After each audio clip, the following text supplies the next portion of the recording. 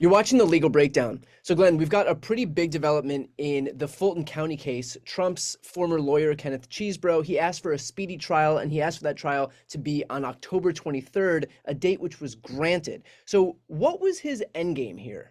Yeah, great question. But it looks like we've got our first RICO trial on the books. And at least as of right now, the cheese stands alone, right? Chesebro is the only one going to trial on October 23rd on this RICO indictment in Georgia, at least at the moment. Here's why I say this.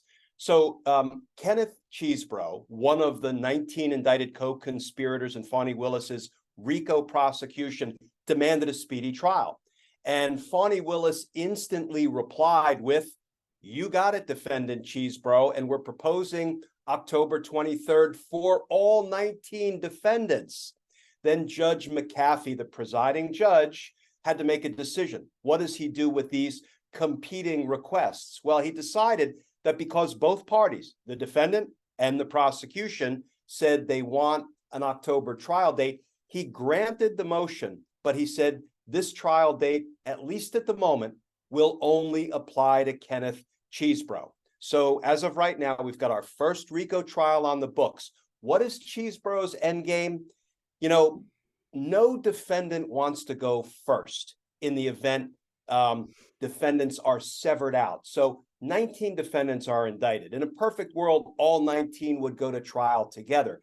That is always the prosecution's goal. When we bring a co-defendant case, we want all defendants at counsel table together. Why? Because the last thing we want is to have only a handful of defendants on trial. And you know what they will do every time, Brian? I've experienced this several times in my career as a prosecutor. They will point to the empty chairs. They will say, it's all those other defendants who are not being tried as part of this co-defendant trial. They're the bad guys. They committed the crimes. They told me to do X, Y, and Z. That is a typical defense when you try only some of the defendants, but not other of the defendants. But it looks like, at least at the moment, only one of the 19 co-defendants will go to trial. I have a feeling that Team Trump may have put Chesebro up as the sacrificial lamb. Hey, Cheese, you go to trial first. Why? Because that will give us the opportunity to preview Fani Willis's entire case. She will have to prove the entire RICO conspiracy to convince the jury that Chesebro was part of it and he committed crimes as part of that conspiracy. So this is a real bonanza for all of the other defendants because they will literally get to sit back.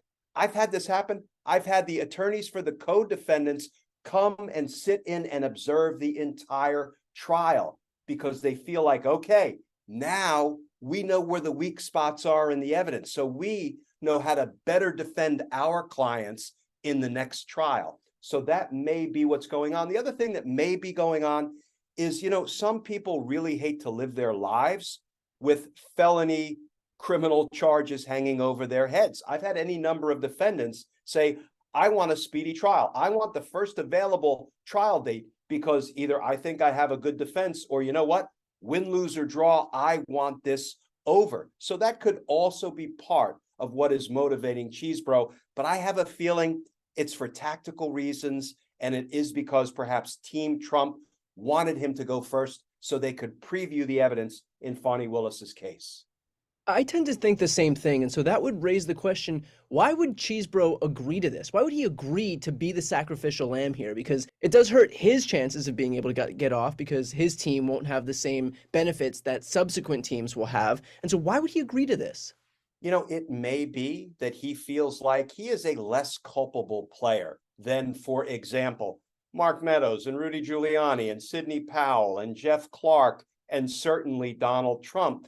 So he may like his chances of being the only man on trial and being able to defend on, John Eastman, constitutional scholar, told me that this was kind of okay, what we were proposing. And you know what? Rudy Giuliani and Sidney Powell said they had found lots of evidence of fraud, and I was relying on that. Now, I'm setting aside the hearsay objections just for the sake of simplicity right now.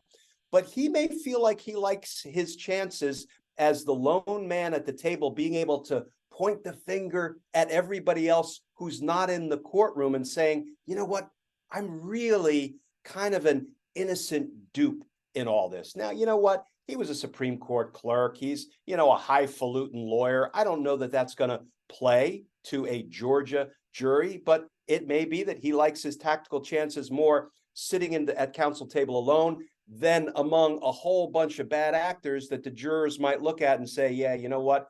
Y'all are in this conspiracy together, and I'm going to vote guilty for all of you. Now, you'd mentioned before that as of right now, Judge McAfee has allowed this to move forward with just him as the only defendant in this 1023 trial. Why couldn't the prosecutors batch him with somebody else? Like, we may very well see it just be Cheesebro and then the next one defendant and the next one defendant, and this thing may languish for so long because now we have to do 19 separate trials. Why not allow the prosecutors the latitude to batch him with other people, since it's all the same trial anyway? That's a great question, because they can batch other defendants together with him, and I suspect Fani Willis will propose batching other defendants together with him. The first thing that I think will determine whether more defendants get added to this October 23rd trial date is whether more defendants demand a speedy trial. And if they do, that will give Fani Willis an easy vehicle to say, okay, Judge, we've already got a trial date. Let's put 2, 3, 4, 6 defendants on trial together. You and I may have talked about this before, and I don't want to bore people with my war stories, but when we had a RICO case and we indicted more than 24 RICO defendants, what happened? Well, first of all but 13 of them pled out. They pleaded guilty, some with cooperation, some without cooperation, but we had to take 13 RICO defendants to trial. What did we do? We batched them. We did 6 in the first trial, 6 in the second trial, and then we had 1 left because we had 13 total. I had to do a separate RICO trial against 1 defendant. It took me 3 months because I had to prove the whole RICO conspiracy just to show the jury that he was part of it.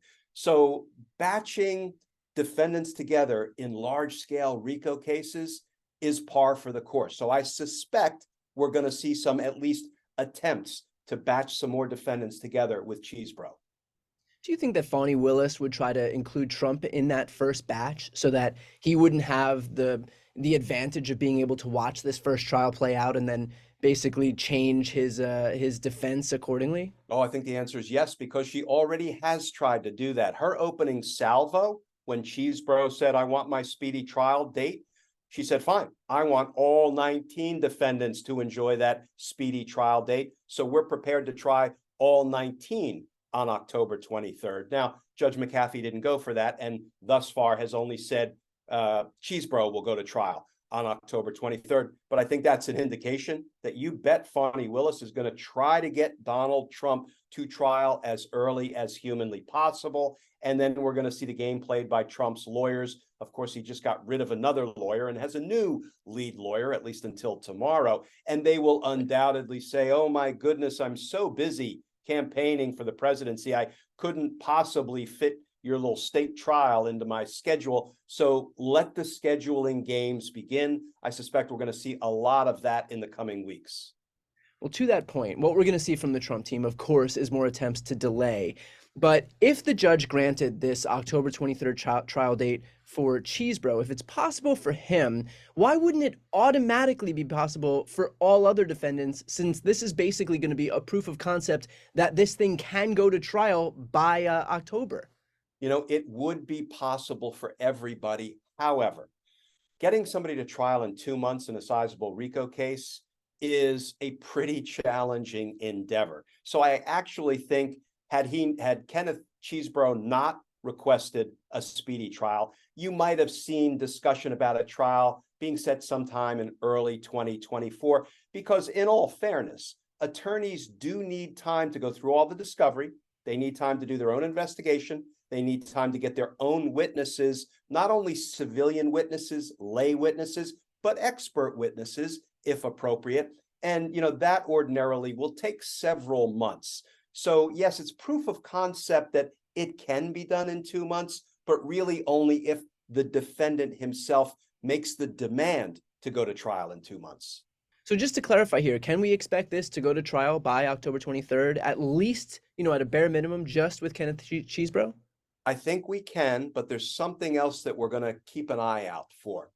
Once he starts to get the discovery delivered to him, it wouldn't shock me if he said, you know what, Judge, I understand that I demanded a speedy trial. I appreciate you setting an October 23rd trial date, but now that I've received this mountain of discovery from the defense, I'm going to withdraw my request for a speedy trial because I'm really going to need some more time to go through this and to be fully prepared to defend myself against these charges. So I would like you to push my trial date off into the future. Now, sometimes a judge will go for that, and sometimes a judge won't. The judge will say, listen, you demanded your speedy trial. I gave you what you wanted. The prosecution has proceeded accordingly by getting their witnesses lined up, by getting their subpoenas out so they could be prepared for this trial date. So I'm going to stick with my original ruling. It's anybody's guess as to how that will play out. But here's what I can tell you, Brian. Often when defendants make requests for continuances because they think they legitimately need more time to prepare, judges are loath to go against that because what they don't want to do is win the battle and lose the war. Push somebody to trial so quickly that an appellate court might look sideways at the conviction and say, you know what? I'm not sure this defendant really enjoyed his full due process rights because he was rushed to trial. Now, what cuts against that? Chesebro saying, I want my speedy trial. But these are the kind of issues that appellate courts deal with every day. Now, going back to the question of batching, you said that in terms of figuring out who would be batched with Kenneth Chesebro if he was to be batched with other defendants here, the first thing that they would look for is if other people request to have a speedy trial. What's to stop Donald Trump in order to protect himself from having every other defendant ask to go first and then using that as a tool to allow him to go last? Like, whose discretion really is it up to here to determine the order? Yeah, there are two things that I think cut against Donald Trump's ability to run out the clock that way. One, it will be Fani Willis, who I can almost assure you will make sure Donald Trump gets in one of those batches early, but then ultimately it's up to the judge. Based on what we've seen, what little we've seen from this judge, who has not been a judge a very long time. I think he's 34 years old. I am heartened somewhat that he served as a prosecutor. I'm heartened a little bit more that he served as an inspector general. That is a position that keeps an executive branch of a government in check, guards against fraud, waste, abuse, corruption, and crime in the executive branch. I like the kind of work experience that being an inspector general, brings to the job of being a judge. But this is really all at the end of the day going to be up to what Judge McAfee decides is the right thing to do. And I have to believe if he's an honest broker of the law, he is not going to let Trump play games and try to say, Judge, I need all the other batches of defendants to go first so I can run out the clock, hopefully get myself reelected, and then maybe I can find a way to put a stop to the Georgia state prosecution, which a president does not have the power to do, but that won't stop Donald Trump from trying. How could the other defendants, Donald Trump included, see what Chesebro's trial is like and then use that to their advantage? They can and they will. As I said, I've had that happen where some defendants got severed out of a bigger case, or because there were so many defendants, we had to batch them. And let me just add parenthetically, the reason we had to batch our RICO defendants 6, 6, and 1 was not for any legal reason, not for any factual reason, not because the judge told us to, but because the U.S. Marshals who provide courtroom security in federal court in Washington, D.C., and in every other federal jurisdiction have a hard and fast rule.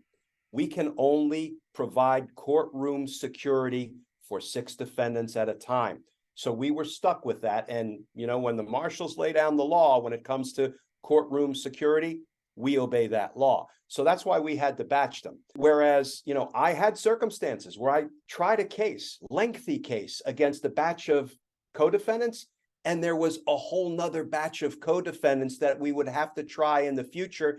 And all those defense attorneys filled the courtroom every day to see what every witness said, to see what every piece of evidence was we introduced. And then they got transcripts of the entire trial. Why? Because if a witness takes the stand in Kenneth Chesebro's case and testifies about what he knows or what she knows, you now have a transcript. And you know what will happen?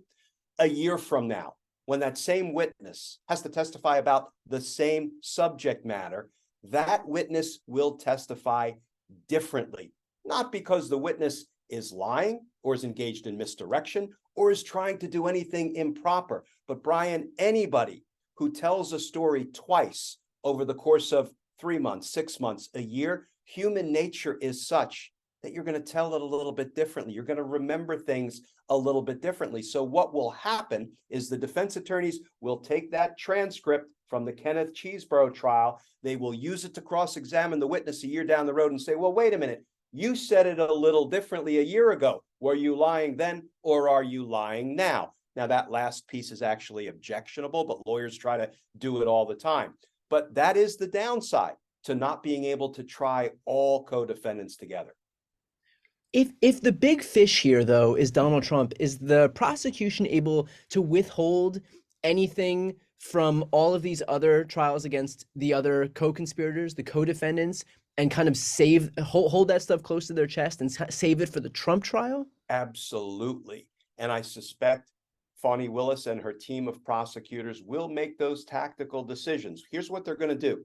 They're going to present just enough evidence to convict Kenneth Chesebro of his crimes, but they're not going to put on their entire case the way they would if all 19 co-defendants were going to trial together. Okay. Here's the challenge. The challenge is when all of these defendants are charged with being part of a RICO conspiracy, you have to prove the RICO conspiracy, even if it means proving a whole lot of stuff that Kenneth Chesebro himself didn't do. So there are lots of tactical choices and challenges to be made if they go against one defendant in a 19 co-defendant case. But you know what? Everything I've seen from Fani Willis and her team tells me they are more than up for the challenge. Okay, well, obviously things are moving very quickly in this case. If you're watching right now and you want to stay on top of this stuff as it continues to unfold, definitely make sure to subscribe. We're going to do these episodes as soon as we have news that comes out, and I know there's a wealth of information here, and it gets a little bit tough to navigate this stuff. So I hope that this stuff is helpful. So make sure to subscribe. The links are right here on the screen. I'm Brian Tyler Cohen, And I'm Glenn Kirshner. You're watching The Legal Breakdown.